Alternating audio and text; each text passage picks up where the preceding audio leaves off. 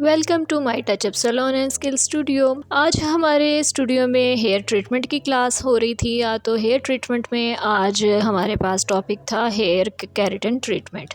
Hair keratin treatment क्या होता है, कौन से हेयर्स पे किया जाता है, किस तरह किया जाता है, इसकी प्रोडक्ट्स डिवाइसेस कौन कौन सी हैं और इसके फ़ायदे और नुकसानात क्या हैं। ऐसे बहुत से सवालात इस दौरान किए गए हैं। इन सब का यहाँ पे अगर वीडियो में ज़िक्र किया जाएगा, तो इस वीडियो को एंड तक आप लोग देखें। और आप सबसे एक माज़रत है कि हमारा क्योंकि क्लास सेशन भी ऑन था और डबल कैमरास भी हमारे ऑन किए गए थे, मगर दूसरे कैमरे की लाइटिंग में और उसकी बैटरी में कुछ प्रॉब्लम आ गया, जिसकी वजह से यूट्यूब के एंगल की जो वीडियो थी वो नहीं बन पाई थी। तो ये दूसरी शॉर्ट्स के लिए जो वीडियो रेडी हो रही थी, तो वो फिर हमने इसको अपलोड किया है। तो इसके लिए आपसे माज़रत के वीडियो का एंगल प्रोफेशनली टेक्निकली ठीक नहीं है, मगर आपको प्रोसेस बहुत अच्छे तरीके से समझ में आ जाएगा। अब हम स्टार्ट करते हैं कि केराटिन ट्रीटमेंट स्टार्ट कैसे किया जाता है। किसी भी हेयर ट्रीटमेंट की तरह केराटिन ट्रीटमेंट के लिए भी सबसे पहले क्लाइंट के बालों को अच्छी तरह वॉश किया जाता है। केराटिन ट्रीटमेंट के लिए हम केराटिन शैम्पू यूज़ करते हैं। केराटिन शैम्पू की डबल एप्लीकेशन भी होती है। सिंगल एप्लीकेशन से अगर डस्ट पोल्यूशन और ऑयल रिमूव नहीं हुआ तो उसकी डबल एप्लीकेशन भी की जाती है। और इसकी एप्लीकेशन का भी एक तरीका होता है कि आपने 5, 10, 15 मिनट तक इनके बालों को, क्लाइंट के बालों को मसाज करना है, उसके बाद फिर वॉश करना है, ताकि डस्ट और जो ऑयल है वो अच्छी तरह रिमूव हो जाए। हेयर वॉश के बाद हेयर ड्राई से बालों को 100% आपने ड्राई करना होता है। इसकी वजह ये है कि अगर बालों में नमी रह जाती है तो फिर प्रोडक्ट एप्लीकेशन अच्छी नहीं होती है। प्रोडक्ट एप्लीकेशन अच्छी नहीं होती तो रिज़ल्ट और टारगेट हमें अच्छा अचीव नहीं होता। इसके बाद केराटिन का प्रोडक्ट आपने अप्लाई करना होता है। केराटिन प्रोडक्ट हम ब्राज़ीलियन कोकाओ का प्रोडक्ट यूज़ कर रहे हैं। इनकी 3 बॉटल्स आपको मिलती हैं, एक में शैम्पू, एक में कंडीशनर और एक में ये केराटिन प्रोडक्ट क्रीमी फॉर्म में होता है। ये आपने थोड़ा थोड़ा करके बाउल में निकालना होता है, मिक्सिंग करनी होती है। इसको एकदम आपने सारा नहीं निकालना, क्योंकि ये फार्मूला केमिकल हैं, ये ओपन एयर में आके और तरीके से वर्क करते हैं, और तो आपका इनका अरोमा, इनकी स्मेल जो है वो उड़ती रहती है, जिसकी वजह से आपको वो टारगेट फिर नहीं अचीव हो सकता। एक दूसरी वजह टारगेट अचीव ना होने की ये वजह हो गई। वो इसके एप्लीकेशन पे बात करते हैं कि आपने बालों के स्मॉल सेक्शंस लेने हैं, थिन सेक्शंस लेने हैं, थिन लेयर्स लेनी हैं, स्मॉल स्ट्रैंड्स लेने हैं आपने, और ब्रश को इस तरीके से अप्लाई करना है। इन फिंगर्स की मदद से इनको रब करते हुए रूट टू एंड तक आना है।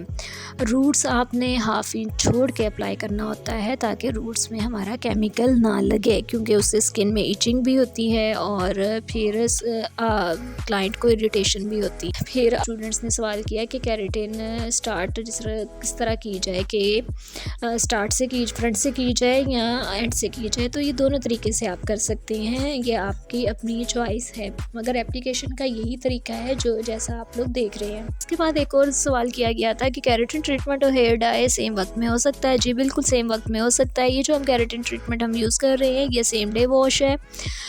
तो आप अगर क्लाइंट के पास टाइम है 7-8 घंटों का, तो आप सेम डे में भी उनको ये ट्रीटमेंट दे सकते हैं। और बालों की लेंथ पे भी डिपेंड करता है कि अगर लेंथ कम है तो इतने घंटे नहीं लगेंगे, अगर लेंथ है तो 3-4 घंटे तो लगने ही लगने हैं आपके। तो आप पहले डाई करेंगे, उसके बाद फिर आप ट्रीटमेंट करेंगे, और अगर नेक्स्ट डे आना होगा तो आप इसी तरह पहले डाई कर देंगे और उसके बाद फिर ट्रीटमेंट कर देंगे। उसके बाद एक स्टूडेंट ने ये सवाल किया था कि एक्सटेंसो केराटिन ट्रीटमेंट और रिबॉन्डिंग में क्या फ़र्क है।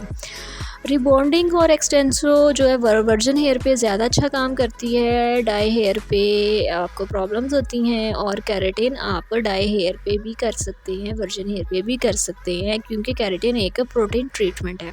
एक्सटेंसो जो है वो माइनर आपके बालों को स्ट्रेट करता है, जो रिबॉन्डिंग है वो तो डेड स्ट्रेट कर देता है। और रिबॉन्डिंग के बारे में बहुत सी मिसगाइड किया जाता है, और ये एवरेज सैलून्स तक की बात होती है। लीडिंग सैलून आपको गाइड अच्छा करते हैं, वो आपको मिसगाइड नहीं करते।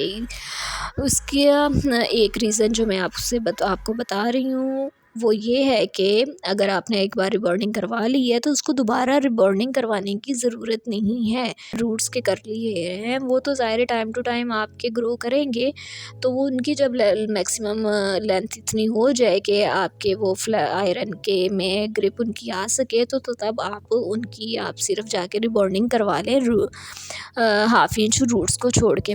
मगर जो ये आपकी जो लेंथ है उस पे दोबारा रिबॉन्डिंग होने की ज़रूरत नहीं है, मतलब फुल रिबॉन्डिंग आपकी होने की ज़रूरत नहीं है। ये मिसगाइड किया जाता है और चार्जेस फिर उसके ले लिए जाते हैं।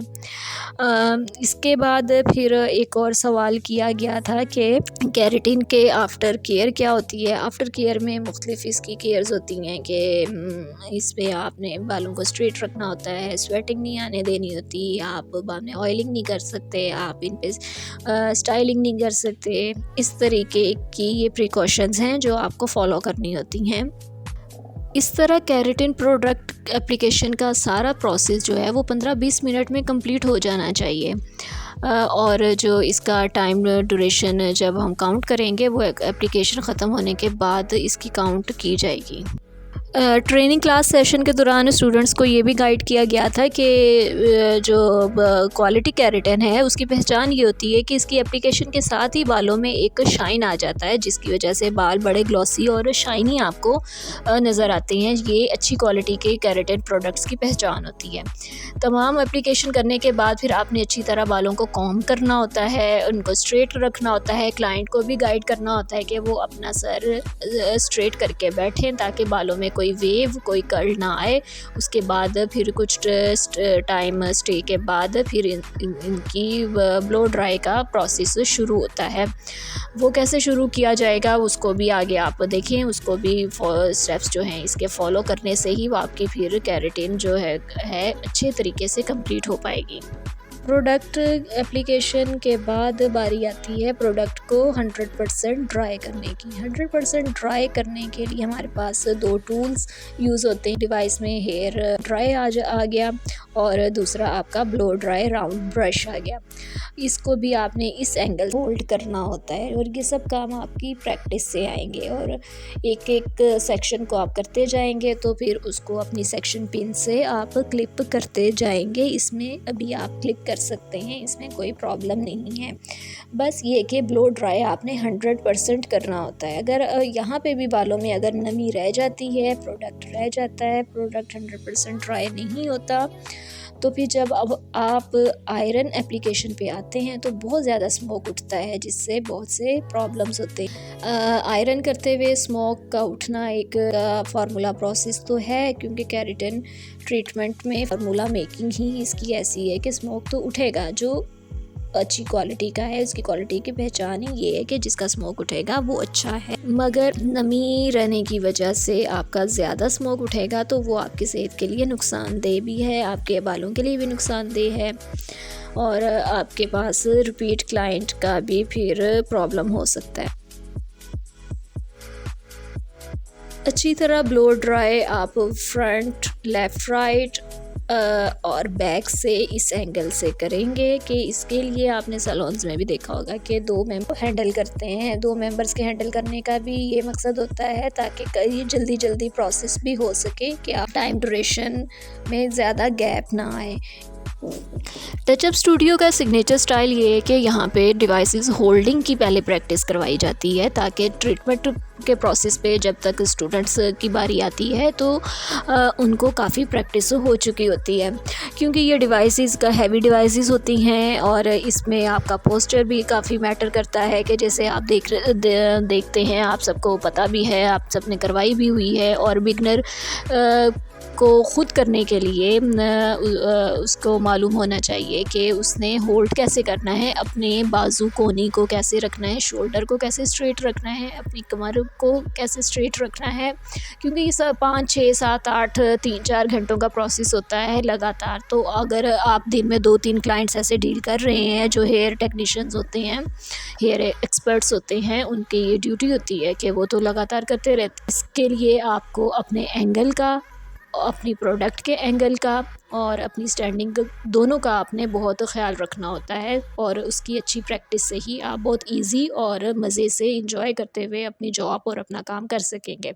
इस दौरान आपने इस चीज़ को भी ख़्याल रखना होता है कि आपके वर्किंग प्लेस में आपके पास को वेंटिलेशन का कोई निज़ाम ज़रूर मौजूद हो, चाहे कोई विंडो हो, चाहे एग्ज़ॉस्ट हो, चाहे आपके वर्किंग प्लेस का डोर ओपन हो, क्योंकि जो स्मोक इस दौरान भी काफ़ी उठता है। जब आयरन का प्रोसेस शुरू होगा तो तब फार्मूला प्रोसेस की वजह से इसका तब भी स्मोक उठेगा, जिसकी वजह से क्लाइंट को, स्टाफ को काफ़ी इरिटेशन भी होती है, सांस में भी प्रॉब्लम होती है, आँखों में भी इचिंग होती है। इसके लिए आपके पास मास्क ज़रूर होने चाहिए। आपने क्लाइंट को भी मास्क देना है और ख़ुद भी मास्क वेयर करना है, ताकि आप ईज़ी होके अपना काम कर सकें।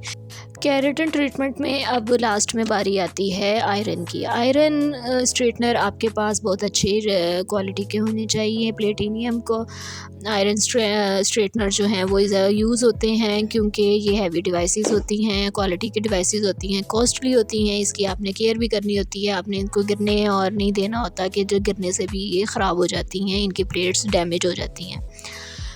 जितना अच्छा आयरन स्ट्रेटनर आपके पास होगा, अगेन यहाँ पे भी उतना अच्छा फिर आपका रिज़ल्ट आपको अचीव होगा। इसका भी ये तरीका ये होता है कि हम इसको 450 डिग्री के एंगल पे हम इसे रखते हैं, और फिर इसको थोड़ी सी हीट होने के बाद फिर इसकी स्मॉल सेक्शंस के साथ फिर इसको आयरन किया जाता है क्लाइंट के बालों को।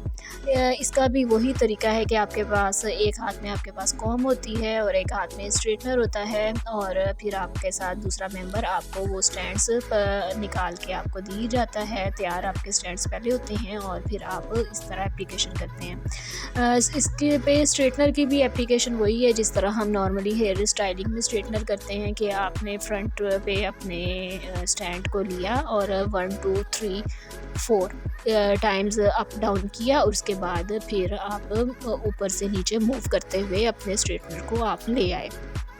यही प्रोसेस आपने तमाम अपने प्रोडक्ट एप्लीकेशन के बालों पे आपने अप्लाई करना होता है। वेटिंग टाइम इसका आपके बालों के, क्लाइंट के बालों की अकॉर्डिंग होता है कि आप 15-20 मिनट्स के बाद अलर्ट हो जाए, बालों का स्टैंड देखते रहें कि वो कर्ली तो नहीं हो रहा, वेवी तो नहीं हो रहा, उसमें कोई तब्दीली तो नहीं आ रही, स्ट्रेट बाल रह रहे हैं, तो आप रिलैक्स होके उनको टाइम उनका पूरा होने दें, जिसके लिए आपने 35-30 मिनट्स का आपने टाइम देना होता है। उसके बाद फिर आप क्लाइंट के बालों को अगेन आप वॉश कर लेते हैं, फिर मास्क अप्लाई होता है या कंडीशनर अप्लाई होता है, ये आपकी अपनी चॉइस है, दोनों में से कोई एक चीज़ आप अप्लाई करें, और उसके बाद सीरम लगा के बालों को स्टाइल कर दें।